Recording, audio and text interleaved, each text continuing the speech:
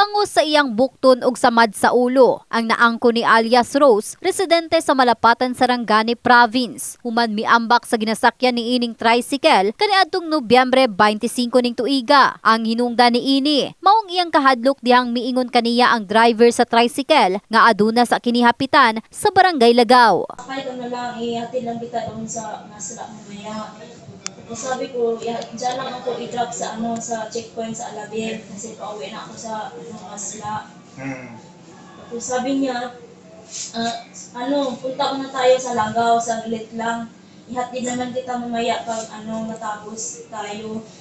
Namatikdan ni Rose nga padulong sa usa ka inang ilang direksyon, rason sa pag-ambak ni ini. Sa Alabel, sa may checkpoint, diniretso niya ako kasi papunta daw sa Langaw. Tumahimik ko nga dyan, sabi niya.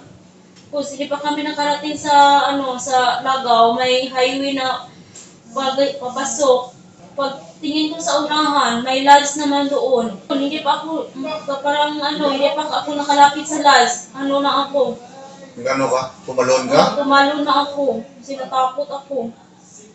Sabi niya, bakit ka nagkaganyan? Sabi niya, hindi ko naman yung intention sa'yo. Nakaya ko. Tapos sabi niya, tumahimik ka lang dyan kasi dahil kita doon sa clinic daw. Ang maong driver wala na dakpan apan nakuha ni ini ang plate number nga gisakyan. Sa karon na turnover na sa Pindaton Police Station ang maong insidente ug kasamtangang ginapangita na sa otoridad. Sigun pa sa pipila ka mga tricycle driver, dili malikayan nga madamay ang tarong nga mga driver. Gumikan sa adunay mga abusadong driver nga wala matud pa ginatarong og hatod ang ilang mga pasahero sa insaktong lugar. Panginabuhi yun mo, may iwasan sa uban sa mga tao na aray tricycle driver, parihalan na sila, di may iwasan na nga nalang maistorya yun ma'am. Pero di po tanan po yun noon. Mga tricycle driver daw West Jensen, wala na daw mayong ginabuhat. Kung na daw dautan, pero dili man tanan ma'am eh. Kaya mo nga gatinarong migbiyahe, madamay gid mi sa binuhatan sa uban. Muna dapat na pandakpo na mga kwan mo. Mga klase ng mga tao. Naunaon nyo na, anak nyo na yung pasahero, asawa ba ninyo, dapat isipin na ito itong pasahero. Kaya mura bilhin na itong panginabuhi, ang mga pasahero agad biya. Si Teresita nga usa ka commuter tungod usab sa iyang mga nabalitaan nga adunay mga dili tarong nga driver. Kanunay niyang gina-check ang iyang ginasakyan kung kumpleto ba kini sa dokumento ug aduna ba gayud plate number alang sa iyang seguridad. Pero dili ko kung sakay magud sa sa front seat, sa back seat ko kasakay.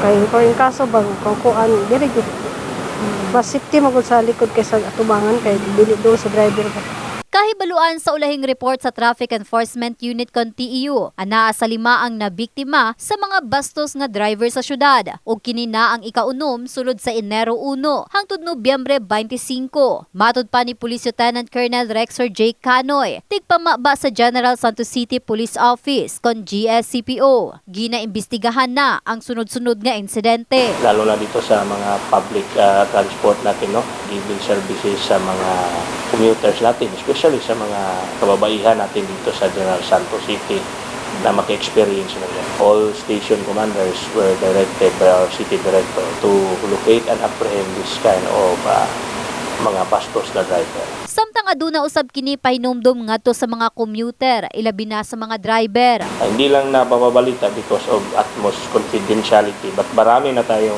data na na-actionan. Most of them are yung mga walang prangkisa o makikita man nila by indicators itself.